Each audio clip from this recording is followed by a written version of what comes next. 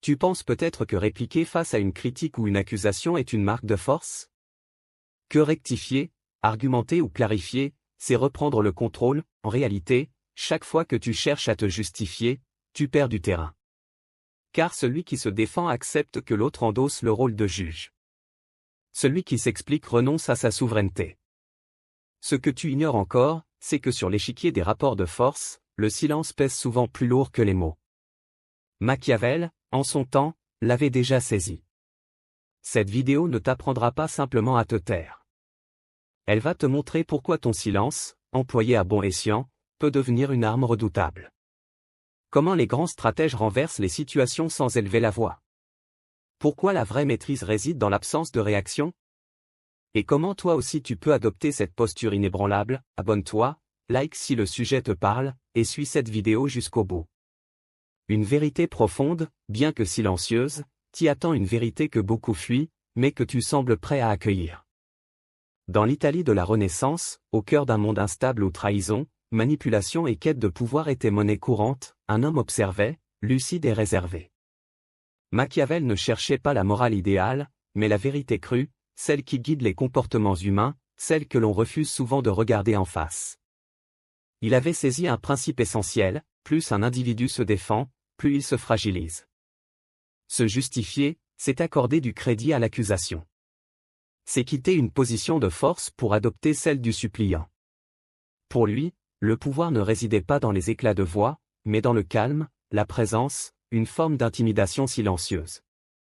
Au fil des siècles, cette sagesse a été marginalisée, caricaturée, dénaturée. Notre époque, obsédée par la transparence, l'image et la recherche de validation, pousse chacun à s'expliquer en permanence, à plaider sa cause sans fin. Pourtant, ce réflexe, loin d'être une preuve de vertu, est une soumission déguisée, une faiblesse collective devenue norme sociale. Comprendre ce que Machiavel voulait vraiment transmettre, c'est renouer avec un art oublié, celui de ne rien dire, pour mieux garder le contrôle. Ce que tu vas découvrir ne relève pas du simple conseil en communication. Il s'agit de mécanismes psychologiques discrets, utilisés par les stratèges pour dominer sans élever le ton.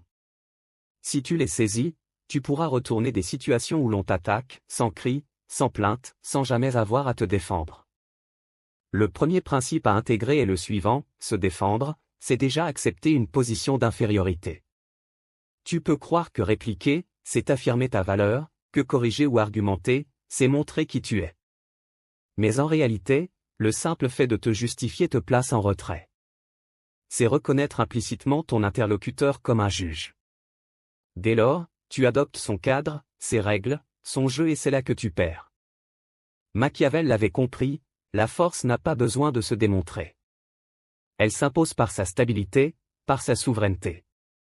Un souverain ne quitte pas son trône pour expliquer pourquoi il y a sa place. Il y demeure, impassible, et c'est ce calme qui instaure le respect. L'individu fragile s'agite pour défendre sa réputation. L'individu fort laisse le silence agir pour lui, car il sait que chaque mot prononcé peut devenir une faille, un point d'accroche pour l'adversaire. Observe autour de toi, les personnes les plus respectées, parfois les plus craintes, sont souvent celles qui s'expriment le moins. Leur force tient au vide qu'elles créent, au malaise qu'elles instillent, à la souveraineté qu'elles dégagent. Tant que tu éprouves ce besoin de te justifier, tu n'es pas libre.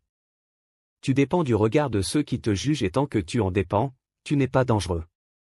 Le deuxième principe à assimiler est que le silence constitue une déclaration plus forte qu'un non-discours.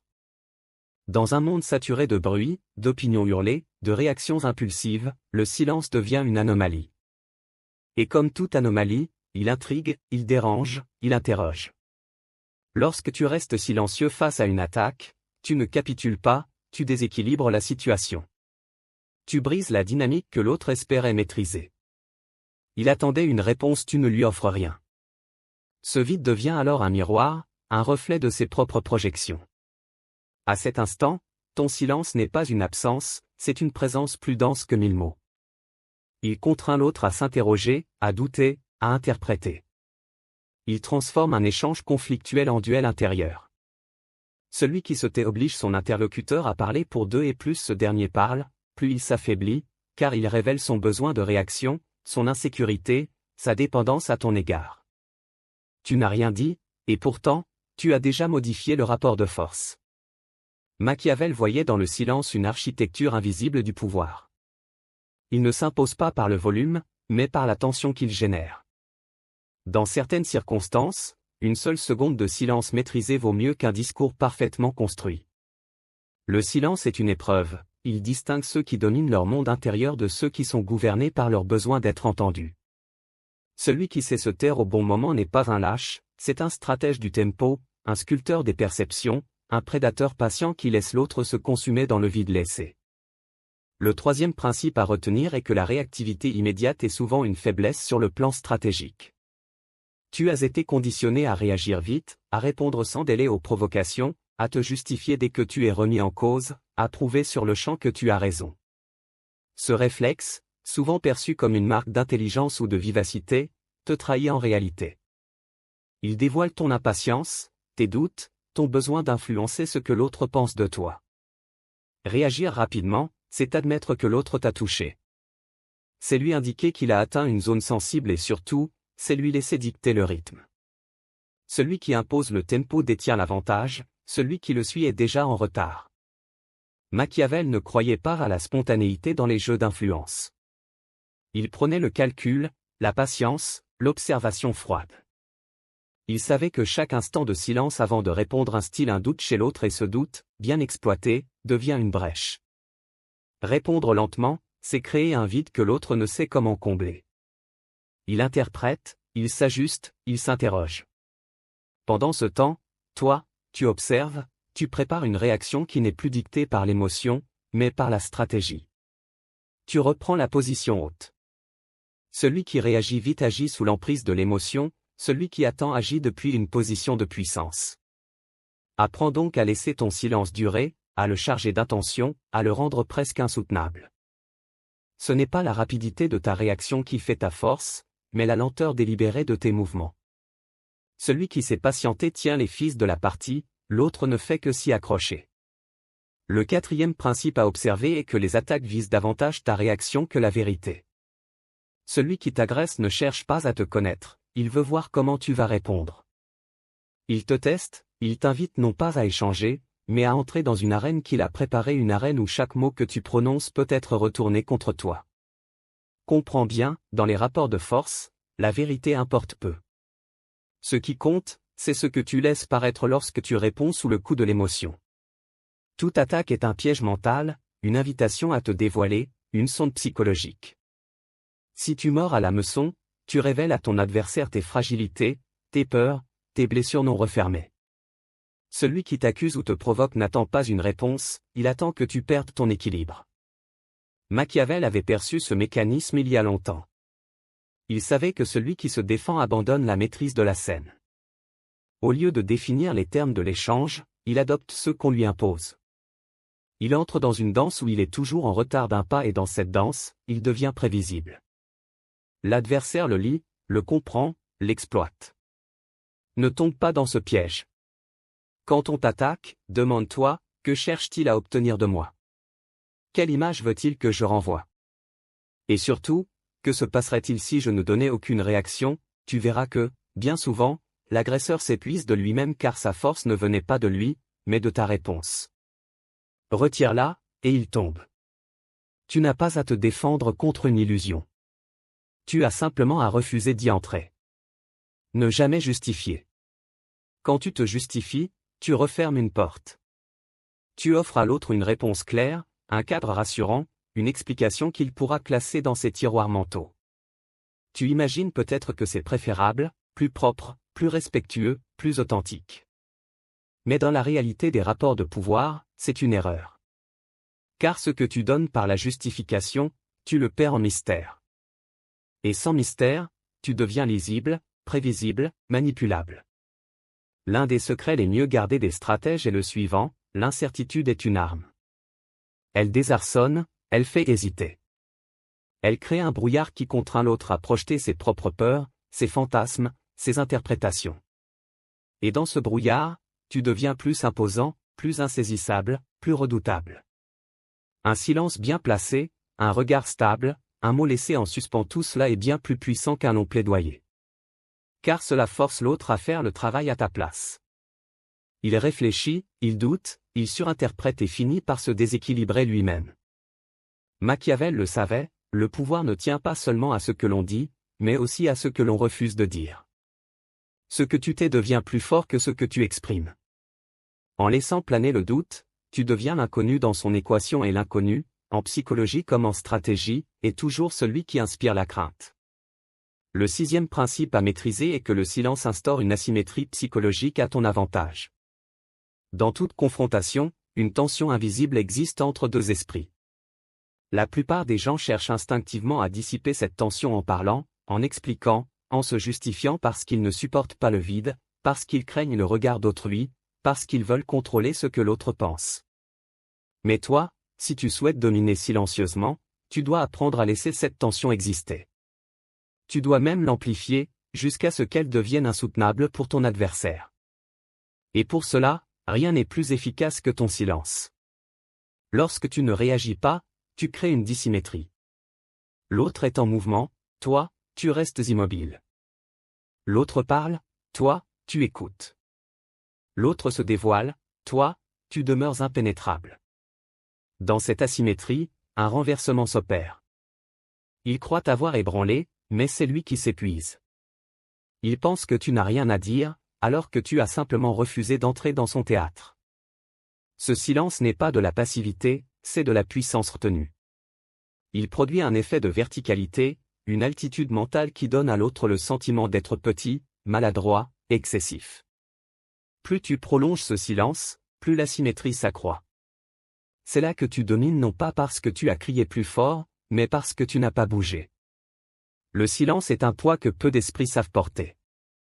Si tu l'habites pleinement, tu deviens cet axe fixe autour duquel les autres vacillent. Et dans ce vacillement, tu prends le pouvoir. Le 7e principe à incarner profondément est que la véritable puissance se situe toujours au-delà du tribunal intérieur. Tu évolues dans un monde qui t'a appris à te juger sans cesse, à anticiper le regard des autres, à réagir selon leurs attentes, leurs normes. Tu t'es construit autour de cette cour invisible où tu es à la fois l'accusé, le juge et l'avocat. Dès qu'on te critique, ce tribunal s'active et tu te défends, non par conviction, mais pour préserver ton image dans ce théâtre intérieur. Mais écoute bien, les individus vraiment puissants ne vivent pas dans ce théâtre. Ils n'ont pas besoin de convaincre ce public imaginaire. Leur posture n'est pas une performance, c'est une présence, une verticalité indépendante de l'opinion extérieure. Machiavel aurait affirmé que la domination commence là quand tu cesses de te juger selon les codes de ceux qui t'attaquent, quand tu sors de cette dynamique intérieure de justification permanente. C'est à ce moment que tu deviens intouchable. Rien ne t'oblige plus à réagir. Tu n'as plus de dettes invisibles à honorer, plus de rôle à jouer.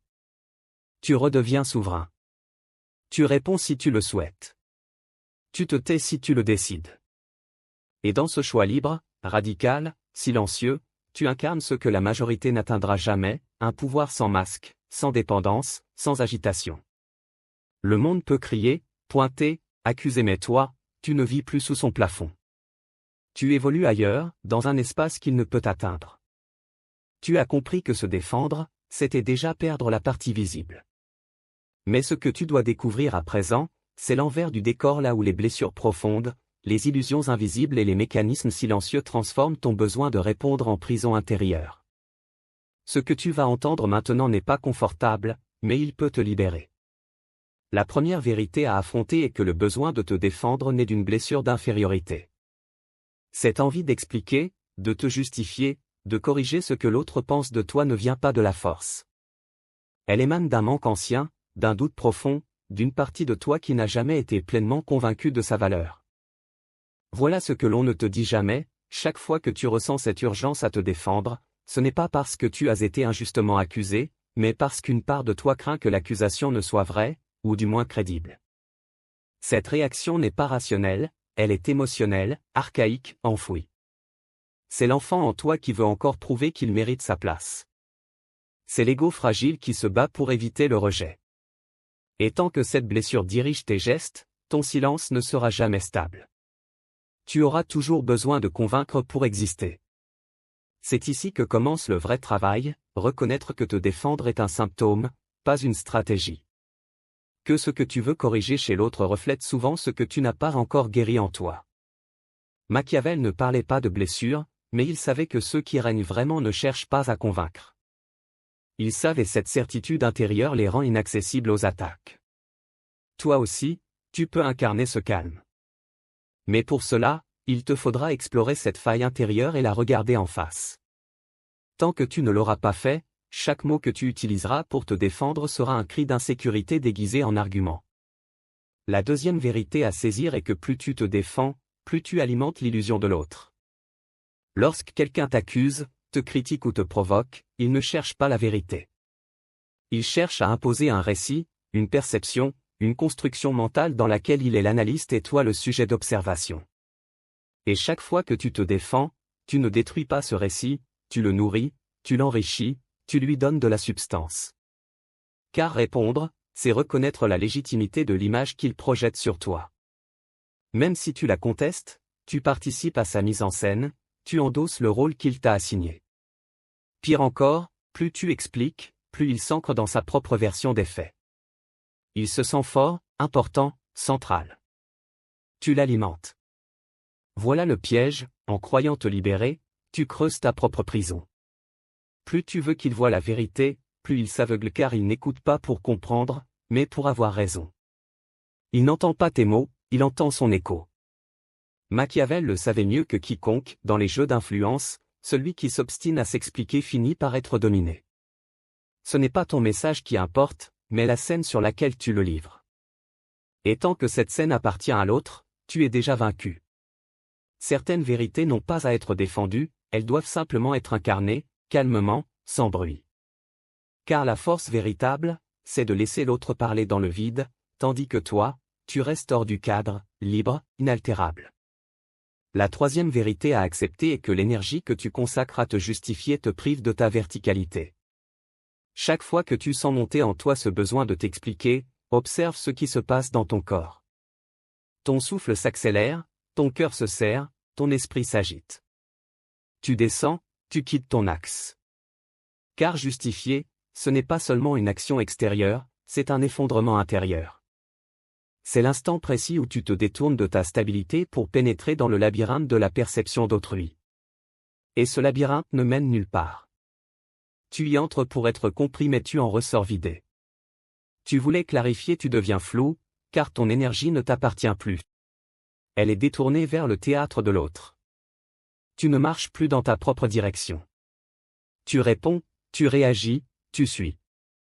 Machiavel, lui, comprenait la rareté de cette verticalité, ce calme noble, cette force tranquille qui ne cède pas aux impulsions extérieures. C'est cela que tu perds à chaque justification, ta posture, ton altitude. Et sans cette altitude, tu n'intimides plus, tu ne rayonnes plus. Tu deviens une voix parmi d'autres, une voix qui mendie l'écoute au lieu de l'imposer. Retrouver ta verticalité, c'est apprendre à rester droit, même face à la provocation. C'est maintenir ton souffle, ton regard, ton calme, là où l'autre cherche une faille. Ce n'est pas de l'orgueil, c'est de la souveraineté. Tant que tu n'auras pas saisi cela, tu continueras à gaspiller ton énergie dans des batailles inutiles, croyant défendre ta vérité alors que tu abandonnes ton trône à chaque mot prononcé. La quatrième vérité à percevoir est que te défendre, c'est entrer dans la narration de l'autre. Dans chaque confrontation, il existe un récit implicite, une mise en scène mentale. L'autre ne t'attaque pas au hasard, il te assigne un rôle précis, coupable, fautif, instable, orgueilleux ou faible. Dans son esprit, le scénario est déjà écrit. Et toi, sans même t'en rendre compte, tu y entres. Tu réponds, tu expliques, tu corriges. Tu crois rétablir la vérité, mais en réalité, tu confirmes son cadre. C'est lui qui a ouvert le théâtre. C'est lui qui a choisi les projecteurs. C'est lui qui détient le script. En te défendant, tu acceptes d'y jouer un rôle. Tu fais exister sa version du réel même si c'est pour la nier. Et c'est cela qui te fait perdre. Car ce que tu refuses de voir, c'est que dans le langage du pouvoir, celui qui suit le récit de l'autre se soumet déjà. Machiavel avait compris que l'individu puissant ne s'inscrit pas dans le récit de ses adversaires. Il crée le sien. Il impose sa vision du monde en refusant celle qu'on cherche à lui imposer. Il n'explique pas, il agit. Il n'argumente pas, il incarne. Alors, la prochaine fois que quelqu'un t'agresse verbalement ou tente de t'enfermer dans une image, ne réponds pas. Regarde-le comme un acteur sur une scène que tu n'as pas choisie. Et retire-toi, ne monte pas sur ce théâtre. Car la plus grande force réside parfois dans un retrait silencieux. La cinquième vérité à intégrer est que le silence crée un vide que seuls les esprits fragiles cherchent à combler. Le silence n'est pas une simple absence de mots, c'est une force, une tension, une invitation au vertige. Et ce vertige, seuls ceux qui possèdent une colonne vertébrale solide osent l'habiter. Les autres, les esprits instables, y voient un danger, une menace, une zone d'insécurité. Alors, ils comblent, ils parlent, ils projettent, ils interprètent, ils te prêtent des intentions, des torts, des faiblesses juste pour ne pas rester seul face à eux-mêmes. Et toi, si tu paniques à ton tour, si tu te précipites pour rectifier, éclairer, rassurer, alors tu quittes ton axe, tu descends à son niveau. Tu confirmes, sans le vouloir, sa perception instable. Mais si tu restes là, dans ton silence solide, opaque, souverain, alors le vide devient un miroir et ce miroir le renvoie à sa propre fracture. Ce n'est pas toi qui le dérange, c'est ce qu'il voit de lui-même lorsque tu refuses de jouer le jeu.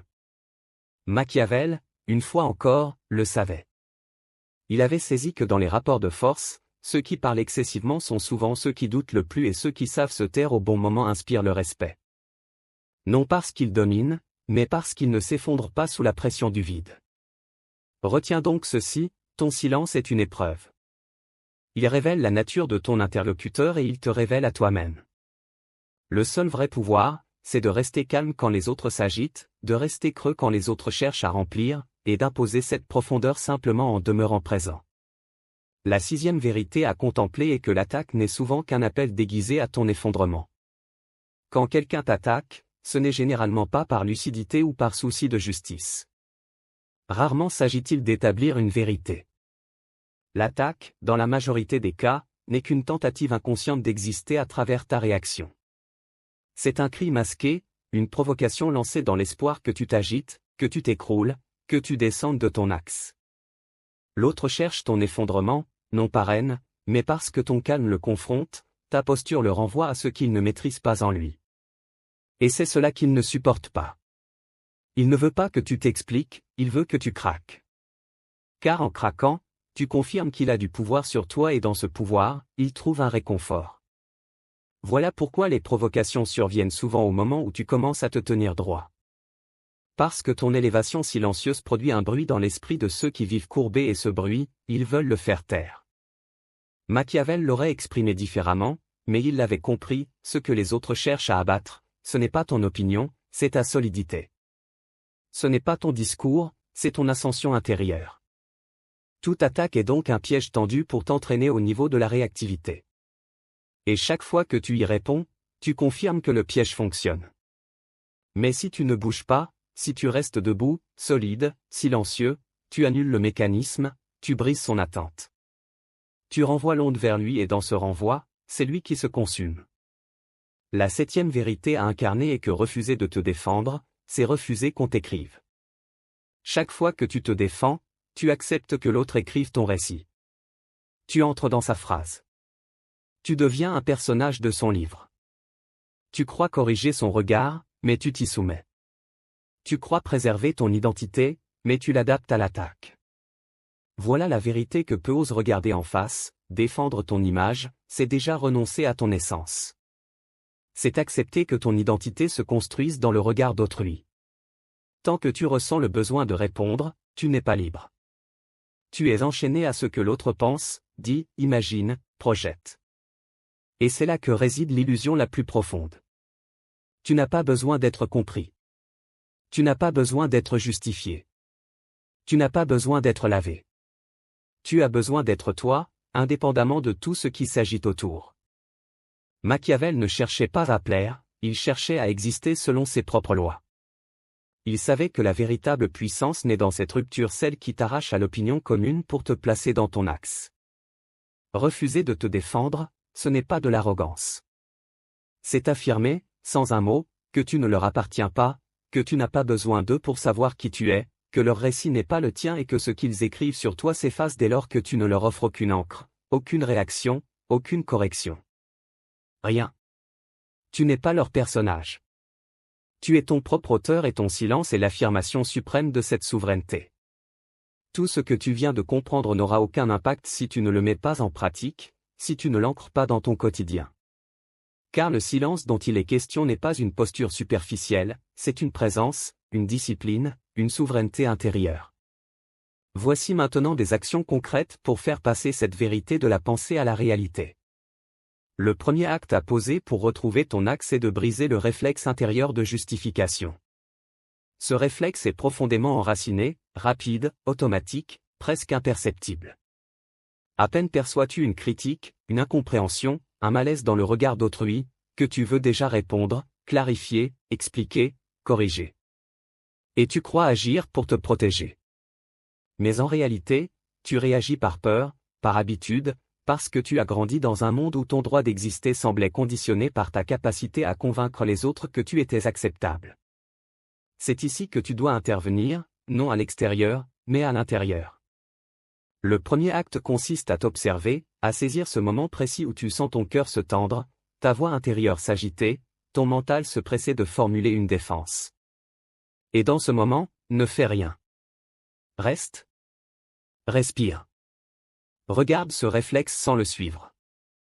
Ce n'est pas un exercice intellectuel, c'est une discipline corporelle. Ton corps veut parler, ton ego veut répondre, ton mental veut gagner mais toi, tu demeures. Tu observes ce réflexe comme un étranger qui passe et tu choisis de ne pas lui obéir. Ce geste, ce refus silencieux, marque le début de ta souveraineté. Plus tu le répètes, plus tu reprends autorité sur ton espace intérieur. Avec le temps, tu verras le besoin de te justifier s'estomper parce que tu n'as plus rien à prouver, parce que tu as cessé de vivre sous le regard de ceux qui te lisent à travers leurs peurs. Tu ne vis plus pour corriger leur récit, tu vis pour être debout, entier, calme. Le deuxième acte à poser pour renforcer ta posture est d'intégrer le rituel du silence conscient avant toute réponse. Répondre vite, c'est se trahir. C'est montrer que l'on a été touché, déplacé, déstabilisé. Mais si tu veux incarner une présence souveraine, tu dois apprendre à introduire, avant chaque réponse, un espace de silence. Pas un silence vide ou contraint, un silence habité, choisi. C'est dans cet espace que tu reprends le contrôle de ta parole. Imagine une seconde, on t'interroge, on te critique, on attend une justification et toi, tu ne réagis pas immédiatement. Tu regardes, tu respires, tu plonges un instant en toi et tu ne dis rien. Ce geste seul suffit à inverser la pression, car dans ce bref silence, l'autre ignore ce que tu penses. Il doute, il attend, il se tend. Et toi, tu montes, tu redeviens l'axe autour duquel il s'agite. Ce rituel est simple, mais redoutablement efficace. Il te recentre, il préserve ton énergie. Il rompt le lien invisible qui te relie aux émotions de l'autre. Machiavel l'aurait formulé autrement, mais il l'aurait validé. Celui qui sait suspendre le temps, même brièvement, détient un pouvoir que les impulsifs ne connaîtront jamais. Intègre ce rituel dans ta vie 1 seconde, 2 secondes, un souffle avant de répondre et tu verras à quel point le monde te semblera différent, moins pressé, moins menaçant, plus lent, plus fluide. Car ce n'est pas le monde qui change, c'est toi qui reprends le rythme. Et dans ce rythme, il n'y a plus de place pour la justification, il n'y a que de la présence. Le troisième acte à poser pour inverser la pression est de maîtriser l'art du regard neutre. Ce que tu oublies souvent, c'est que ton regard en dit plus long que tes mots. Il peut affirmer, attaquer, supplier, se justifier ou rester parfaitement immobile. Et c'est ce dernier qui déstabilise le plus. Apprendre à regarder sans fuir, sans répondre, sans réagir, c'est accéder à un autre registre de pouvoir, celui du calme qui ne fléchit pas. L'erreur commune, quand tu es attaqué ou mal jugé, est de détourner les yeux, de cligner, de rire nerveusement ou de froncer les sourcils pour te défendre. Chaque micro-expression trahit une fuite ou un aveu. Mais si tu veux renverser l'énergie, tu dois apprendre à offrir un regard stable, neutre, sans tension, sans émotion visible, non pour dominer, non pour provoquer, mais pour incarner la présence. Machiavel aurait dit que le regard neutre est la frontière invisible entre celui qui règne et celui qui subit. Car dans ce regard, il n'y a ni justification ni attaque, seulement une affirmation silencieuse de ton axe. C'est une technique que tu peux pratiquer seul, d'abord face à un miroir. Puis, dans les échanges réels, tu regardes, tu accueilles, tu ne t'échappes pas, mais tu ne juges pas non plus. Tu es là, entier, présent. C'est ce regard qui désamorcera certaines attaques sans que tu aies besoin de parler. C'est ce regard qui instaure un calme dans une pièce agitée. Ce n'est pas un regard vide, c'est un regard habité. Et il dit, je ne suis pas ici pour vous plaire ni pour me défendre. Je suis ici parce que j'existe et cela suffit. Le quatrième acte à poser pour couper l'emprise de l'autre est de t'entraîner à écouter sans absorber. L'un des pièges les plus subtils est de croire que l'écoute équivaut à l'adhésion.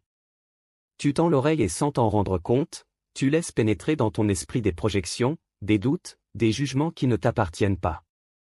Et plus tu les entends, plus tu les crois. Plus tu les crois, plus tu t'éloignes de toi.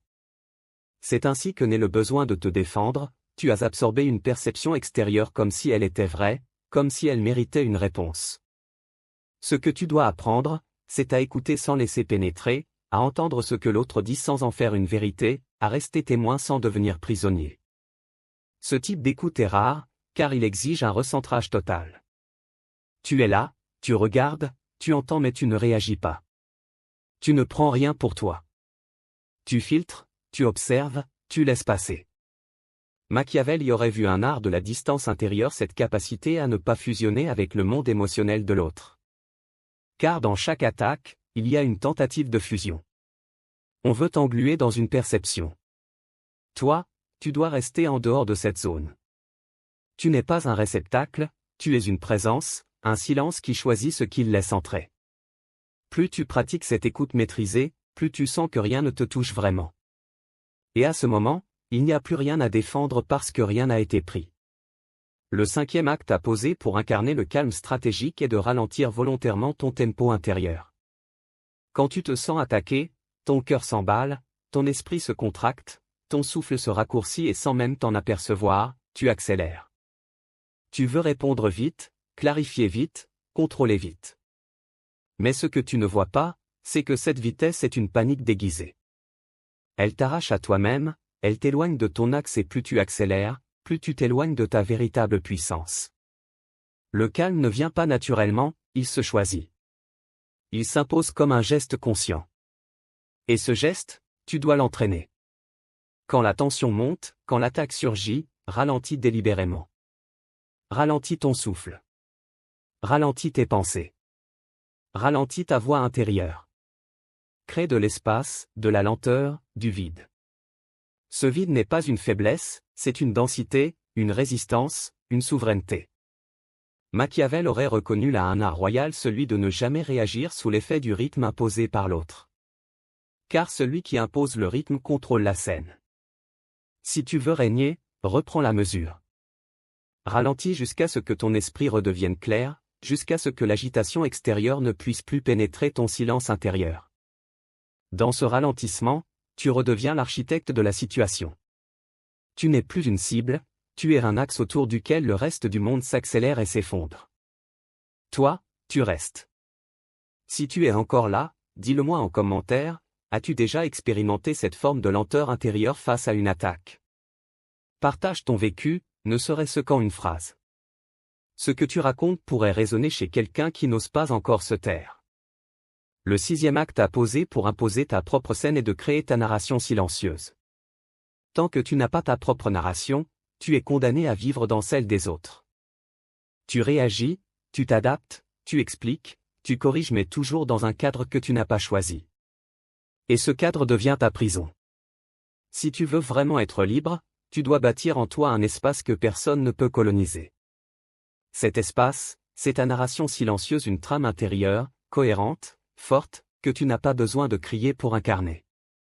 C'est ton récit personnel, celui que tu ne racontes pas, mais que tu vis. Et dans ce récit, tu es l'auteur, pas le personnage secondaire d'une histoire écrite par les projections, les critiques ou les attentes. Chaque jour, consciemment, choisis ce que tu crois être, ce que tu construis, ce que tu refuses d'expliquer. Pose des fondations invisibles. Sache pourquoi tu fais ce que tu fais et ce « pourquoi » deviendra ton socle.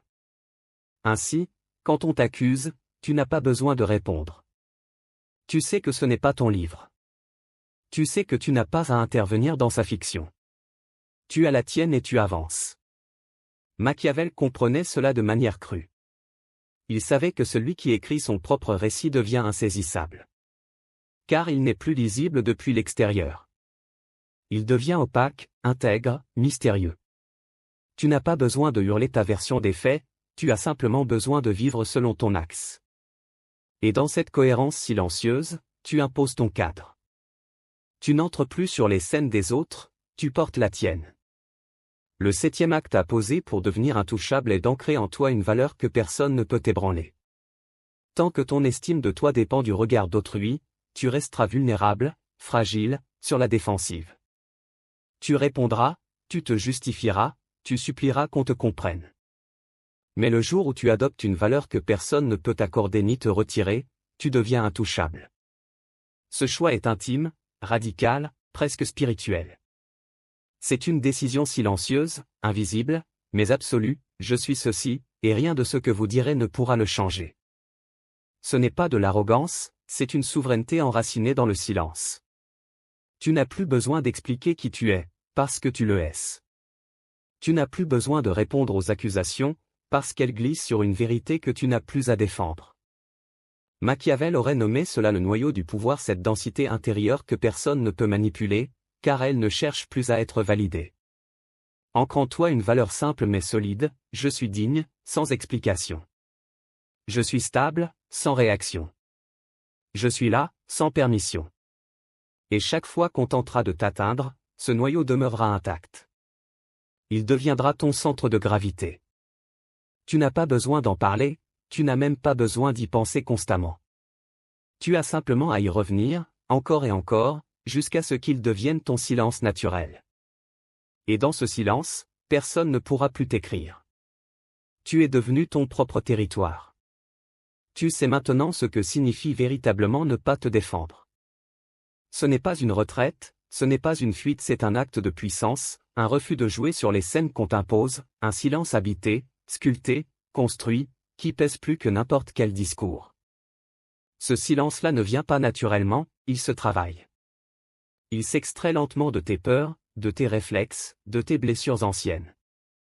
Tu as vu que chaque fois que tu te justifies, tu confies ton pouvoir à ceux qui veulent t'écrire. Tu entres dans leur narration. Tu t'inclines devant leur tribunal invisible et tu oublies que ta seule autorité véritable vient de l'intérieur. Ce que Machiavel avait compris, ce n'était pas seulement un jeu politique, c'était une mécanique humaine. Il savait que celui qui garde la maîtrise de son silence garde la maîtrise de la scène. Il savait que le souverain ne se lève pas pour se défendre, il reste assis. Et c'est cette posture qui impose. Toi aussi, tu peux incarner cela non en imitant une façade, mais en cultivant ton axe, en ralentissant, en observant, en écoutant sans absorber, en maîtrisant ton tempo, ton regard, ton souffle, en revenant à une valeur intérieure que rien ni personne ne pourra jamais renverser. Tu ne peux pas contrôler ce que les autres pensent, mais tu peux refuser de leur appartenir. Et ce refus, s'il est silencieux, stable, enraciné, devient une révolution qui commence là où tout le monde panique, là où toi, tu restes. Calme. Présent. Inébranlable. Si ce que tu as entendu ici a touché quelque chose en toi, abonne-toi, reviens et surtout, apprends à te taire comme un roi.